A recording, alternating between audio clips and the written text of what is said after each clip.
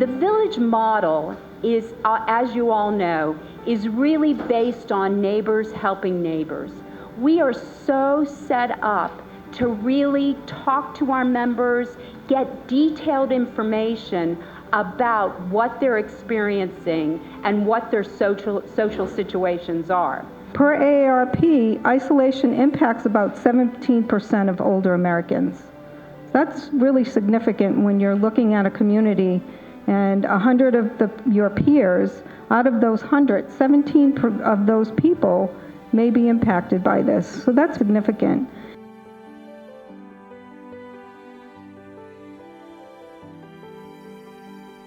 People with less social support and fewer opportunities to interact tend to be more lonely.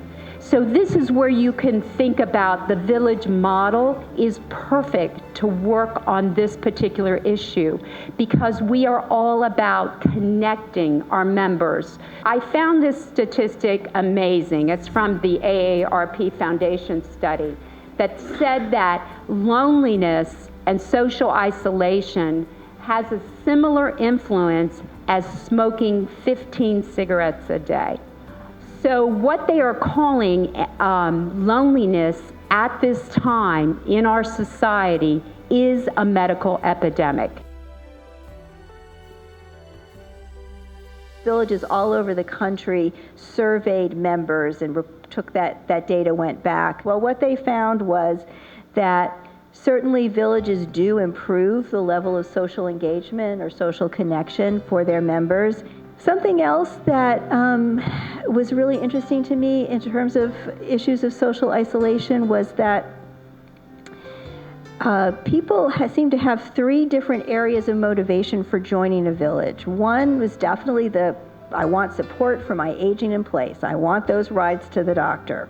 Some people do actually join very consciously saying, I'm new to the neighborhood, my social circle has changed, I am joining because of the activities that the village offers me.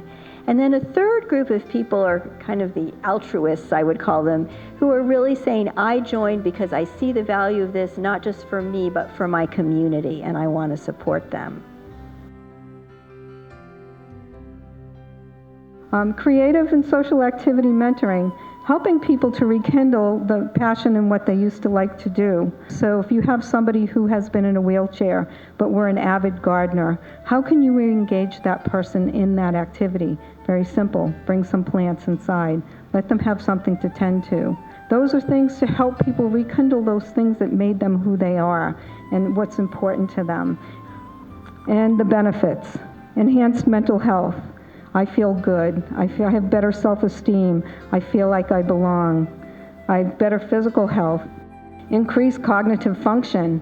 The more you engage, the more you get those synapses going. It keeps you going. Being accountable to other people. Being, I'm not just responsible for myself, but I'm part of this group.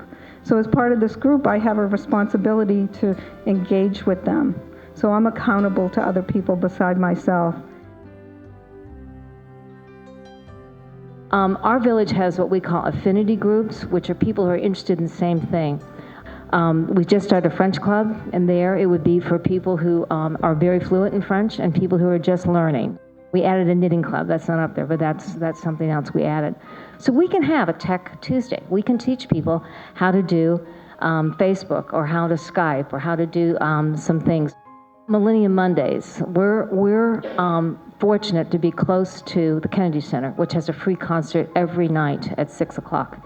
So we can get a group together to walk down, and it's a very short walk, to walk from here to the Kennedy Center, listen to some music, and then come back. Again, something that people have lost as they age or as they move on.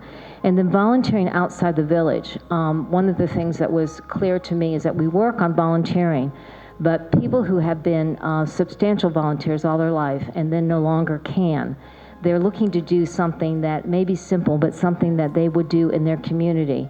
And there's things that we could do, a village project that we have to sort of think about and do. The purpose we had for the toolkit was to survey village members, identify common themes that may suggest strategies to address social isolation. And it's designed to be adaptable. We know that, as Deb said, when you look at one village, you only look at one village. And so we intended for the survey to be adaptable, to be used by the villages in DC, but also understanding that there is a great diversity among villages, diversity among village members. That little bit of outreach to the people around you can really change their life and really sometimes save their life. How can we forget the village model? This is one of the most brilliant ideas I think that's ever come up, neighbors helping neighbors.